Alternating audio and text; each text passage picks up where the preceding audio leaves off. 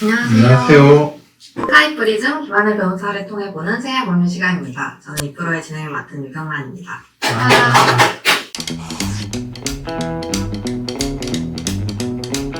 변호사님, 오늘은 어떤 주제에 대해서 말씀해 주시겠어요? 네, 오늘의 주제는 전세 사기입니다. 이번 화에서 전세보증금 반환과 관련된 민사사건에 대해 말씀드렸잖아요. 그래서 말이 난 김에 이번 화에서는 전세 사기와 관련하여 시청하시는 분들이 알아둬야 할 법률 상식에 대해서 말씀드리려고 합니다. 네, 그렇군요. 시청자분들도 매우 관심이 많으실 것 같아요. 그러면 먼저 전세 사기가 무엇인지 좀 설명해 주시겠어요? 네, 전세 사기란 전세랑 사기랑 결합된 말이에요. 기본적으로는 사기인 거죠. 진행자님 붕어빵 좋아하세요? 네, 좋아해요. 팥빵, 식빵 다 좋아해요. 그렇군요. 그런데 붕어빵이라고 하면 붕어 모양으로 만들어진 빵이잖아요. 기본적으로는 붕어가 아니라 빵인 거죠. 마찬가지로 전세 사기는 전세 계약의 형태로 이루어지는 사기를 말하는 거예요. 사기라는 것은 다른 사람을 속여서 재물이나 재산상 이익을 취하는 범죄이고, 그래서 사기죄에서는 처음부터 약속을 지킬 의사나 능력이 있었는지 여부, 즉 편취의 범위가 대단히 중요해요. 네, 예전에 변호사님께서 사기죄에서는 편취의 범위가 가장 중요하다고 여러 번 강조하신 기억이 나네요. 맞아요. 예컨대 차용 사기 같은 경우라면 돈을 빌려갔는데 처음부터 갚을 생각이 없으면서 빌려야 사기가 되는 것이고, 처음에는 갚을 생각으로 빌렸는데 나중에 경제적 형편이 어려워져서 못 갚게 되면 사기죄가 되는 것은 아니고 그냥 민사상 채무 불이행이 될 뿐인 거예요. 마찬가지로 전세 사기의 경우에도 집주인이 처음부터 전세금을 돌려줄 생각이 없으면서 전세금을 받아야 사기가 되는 것이고, 처음에는 전세금을 돌려줄 생각으로 전세계약을 했었는데 나중에 형편이 어려워져서 못 갚게 되면 전세 사기가 아니에요. 그냥 민사상 채무 불이행이 될 뿐인 거죠. 그렇군요. 그러면 무엇을 보고 전세 사기가 성립하는지 안 하는지 판단을 하게 되나요? 아시다시피 전세는 통상 집값의 50% 내지 70%에 해당하는 목돈을 전세금이라고 해서 세입자가 입주할 때 집주인에게 한꺼번에 지급하고, 그 대가로 전세기간 동안 임료를 내지 않고 살다가 계약기간이 끝나면 집주인으로부터 전세금을 반환받고 집을 비워주는 계약을 말해요.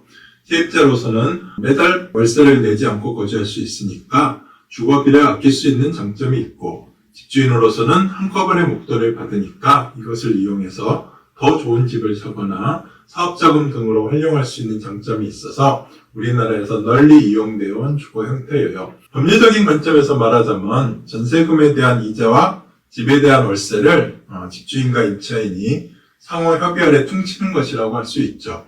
저번 화에서도 말씀드렸듯이 이러한 전세계약이 유지될 수 있으려면 계약기간이 끝난 후에 전세금을 돌려받을 수 있다는 믿음이 있어야 돼요. 그러한 믿음을 지탱해 주는 것이 바로 이 집이라는 현물이에요. 집주인이 전세금을 돌려주지 않으면 세입자는 집을 경매에 붙여가지고 전세금을 회수하면 된다는 인식이 전세계약을 성립시키는 기본적인 전제인 거죠. 즉, 집이 전세계약의 담보 역할을 하기 때문에 전세계약이 유지될 수가 있는 거예요. 그래서 전세금이 통상 집값의 50% 내지 70% 정도에서 결정되잖아요. 그 정도 금액이면 설령 집주인이 나중에 돈이 없어서 돌려주지 못하더라도 집값에서 변제받을 수 있을 것이라고 생각하는 거죠. 세입자가 집값에서 변제받을 수 있겠다는 그 믿음을 속이는 것, 이게 저는 전세 사기의 핵심이라고 생각을 해요. 따라서 그 부분에 대해 속인 것이 없다면 그것은 전세 사기가 될 수 없다고 생각해요. 조금 어려운데요. 구체적으로 예를 들어서 좀 설명해 주시겠어요? 네, 10억짜리 집이 있어요. 여기에 7억을 주고 전세를 들어갔어요. 근데 부동산 시장이 급락을 해서 시가가 5억이 되었어요. 이른바 깡통전세가 된 거죠. 그러면 이게 전세 사기가 된 거냐? 저는 안 된다고 봐요. 범죄가 성립하려면 행위 당시에 고의가 있어야 해요. 마찬가지로 전세 사기에서 편취의 범위가 있는지 여부는 계약 당시를 기준으로 판단해야 돼요. 예컨대 원래 시가가 5억짜리 집인데 집주인이 공인중개사랑 짜고서 이거 시가 10억짜리 집이라고 거짓말을 해서 그래서 세입자가 7억을 주고 전세를 들어갔다면 전세 사기가 되는 거예요. 근데 계약 당시에는 10억짜리 집이 맞고 일반적인 관행대로 7억을 받고 전세를 놓았는데 그 이후에 집값이 떨어져서 상승전세가 되었다면 이거는 전세 사기가 아니라는 거죠. 아, 그렇군요. 이제 이해했어요. 네. 근데 요즘 전세 사기로 고소가 많아지니까 이걸 잘못 알고 있는 수사관들도 있더라고요. 제가 이렇게 말씀드렸더니 전세금을 받았으면 그걸 보관하고 있다가 계약 기간이 끝나면 돌려주어야지 그걸 써버린 것 자체가 사기인 거다라고 말씀하시더라고요. 정말 전세가 무엇인지부터 잘못 알고 있는 거죠. 전세는 전세금을 집주인이 받아서 써버린다는 것이 계약의 당연한 전제가 되고 있는 거예요. 그러니까 전세 사기의 본질은 집주인이 전세금을 받아서 써버렸다는 것에 초점을 맞출 것이 아니라 담보의 역할을 하는 집값에 대해서 집주인이 무언가 거짓말을 한 사실이 있는지 여기에 초점을 맞춰야 되는 거예요. 은행을 한번 생각해 보세요. 우리가 은행에 예금을 하잖아요. 은행은 우리가 예금한 돈을 받아서 그대로 보관하고 있다가 돌려주는 것이 아니에요. 그 돈을 자금이 필요한 기업 등에 높은 이자로 빌려주고 그 차액을 수익으로 얻는 거예요. 지급 준비율이라고 은행이 고객으로부터 인출 요구를 받을 경우에 대비해서 현금으로 보관해야 되는 비율이 있는데 그 비율이 우리나라에서는 7%가 안 돼요. 쉽게 말해서 은행에서 10억 원을 받으면 그 중에 7천만 원만 예금 인출에 대비해서 보관을 하고 나머지 돈은 기업에 빌려주는 거예요. 집주인도 원래부터 목돈이 필요해서 월세 계약을 맺지 않고 전세 계약을 한 거잖아요. 근데 전세금을 받아서 보관하지 않고 써버린 것이 사기다. 이것은 절대로 동의할 수 없는 말이죠. 솔직히 말씀드리면 민법부터 다시 공부해서 와라 라고 그 수사관에게 말해주고 싶었어요. 네, 수사관이 형사를 하시다 보니까 민법은 잘 모르셨나 보네요. 어쨌든 그러면 변호사님이 보시기에는 전세 사기에는 어떤 유형이 있나요? 첫 번째로는 계약을 체결할 권한이 없거나 아니면 권한을 초과해서 전세 계약을 맺는 유형이 있어요. 예컨대 노부부가 노후부장으로 상가 건물을 샀는데 관리하기가 힘드니까 중개인이나 권리인에게 네가 알아서 월세로 임대를 놓고 내게는 한 달에 얼마씩만 보내고 나머지는 네가 건물 관리비나 수고비로 써라 라고 하는 경우를 생각해 보세요. 근데 중개인이나 권리인이 월세가 아니라 전세를 놓고서는 건물주에게는 마치 월세를 놓은 것처럼 속여서 전세금을 자기가 착복하는 거죠. 아니면 신탁부동산의 경우가 있는데 땅 주인이 건물을 짓고 싶은데 돈이 없으니까 건물을 지을 돈을 은행에서 빌리는 거예요. 그러면 은행은 담보로 땅이랑 새로 지어지는 건물 명의를 신탁회사 명의로 등기하라고 요구하거든요. 이런 경우에는 신탁회사가 법률상 소유자이기 때문에 집주인이라고 하더라도 신탁회사 동의 없이 마음대로 전세를 놓을 수가 없어요.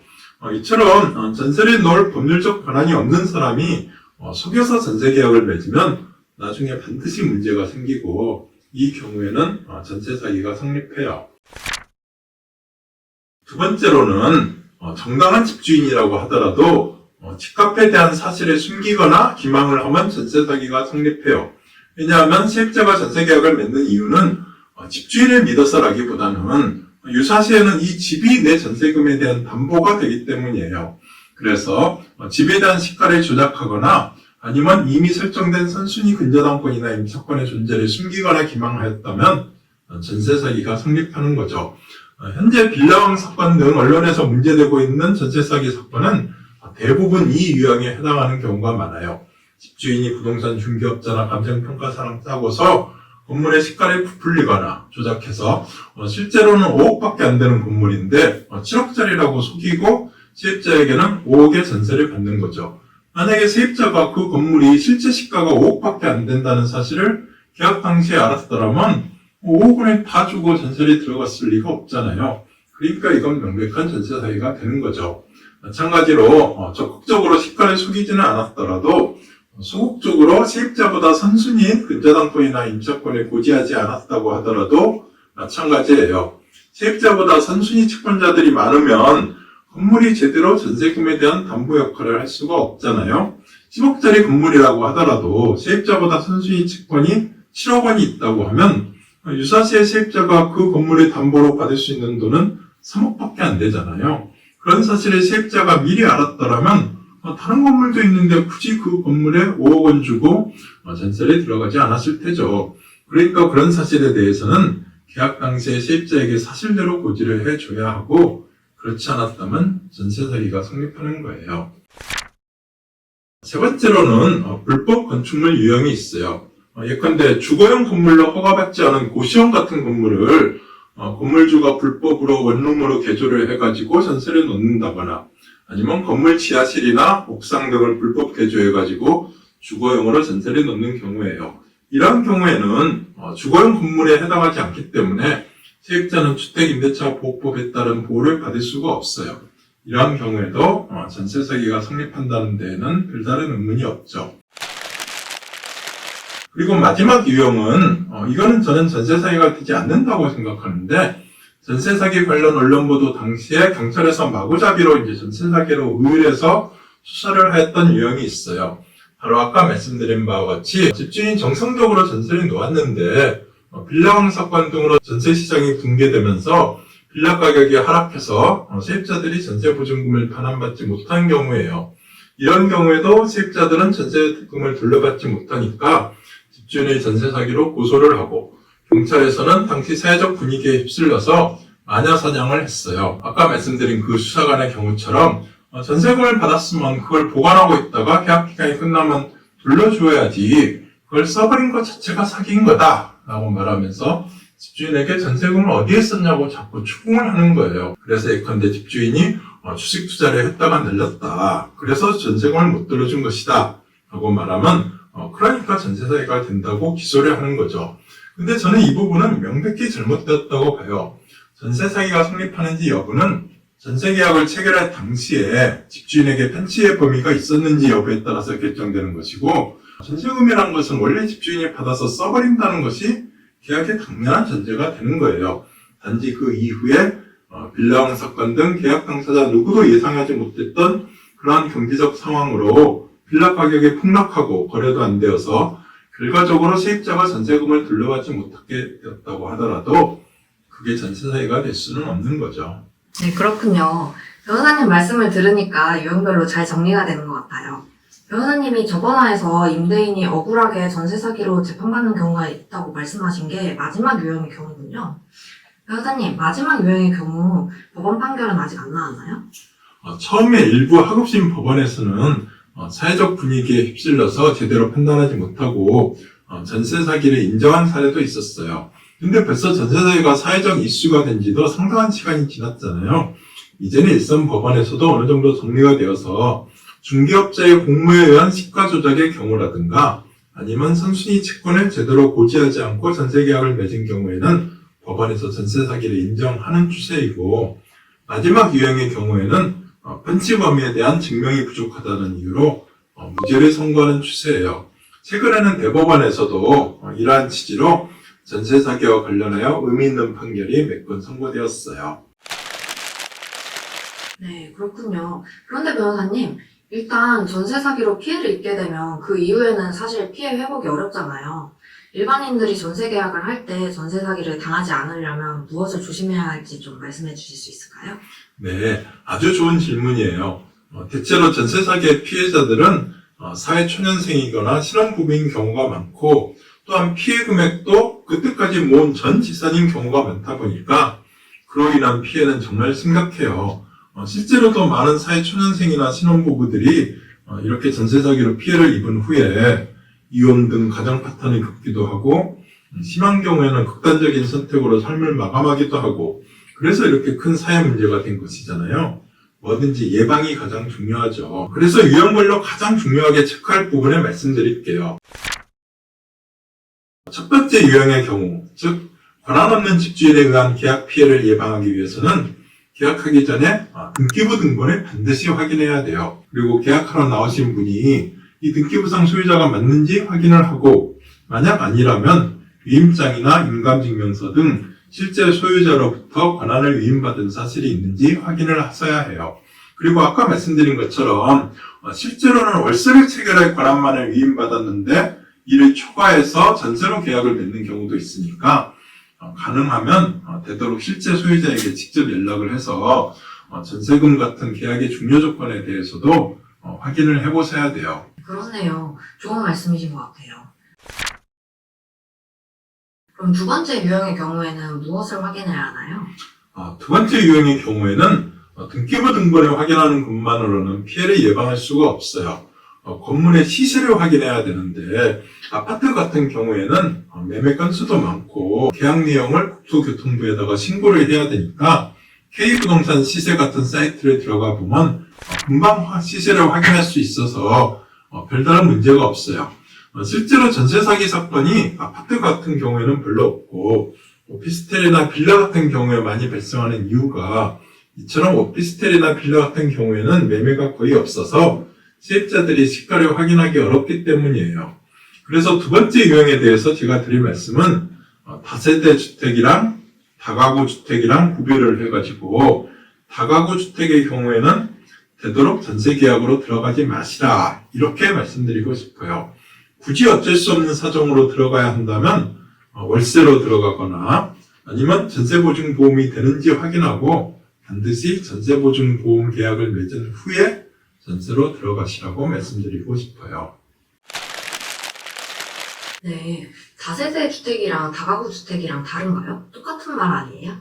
네, 이 부분이 일반인들이 많이 모르시는 부분인데 아주 중요한 부분이에요. 외관으로 봐서는 대체로 3층 정도의 똑같은 연립주택이나 빌라 건물로 보이거든요. 근데 어떤 건물은 다세대 주택으로 등기되어 있고 어떤 건물은 다가구 주택으로 등기되어 있어요. 가장 큰 차이점은 다세대 주택은 공동주택으로 분류되지만 다가구 주택은 단독주택으로 분류된다는 점이에요. 한마디로 말해서 다세대 주택은 각 세대별로 별개의 건물로 취급되지만 다가구 주택은 아무리 입주한 세대수가 많아도 하나의 건물로 취급돼요. 예컨대 제가 어느 3층짜리 빌라 건물 중에서 201호에 관해서 전세금 5천만 원에 입주를 했다고 가정해 볼게요. 이 건물이 다세대 주택이라면 저는 201호에 설정된 선순위 근저당권이 얼마인지만 체크하면 돼요. 그리고 만약에 집주인이 전세금을 돌려주지 않으면 저는 201호에 관해서 따로 경매 신청을 할 수가 있어요. 근데 만약 이 건물이 다세대 주택이 아니라 다가구 주택이라면 아무리 여러 세대가 입주해 있더라도 건물 전체가 법리적으로는 하나의 건물인 거예요. 그래서 집주인이 전세금을 돌려주지 않으면은 저는 건물 전체에 대해서 경매 신청을 해야 되고 이 경우에는 201호뿐만 아니라 다른 세대들도 당연히 배당 신청을 할 거 아니에요.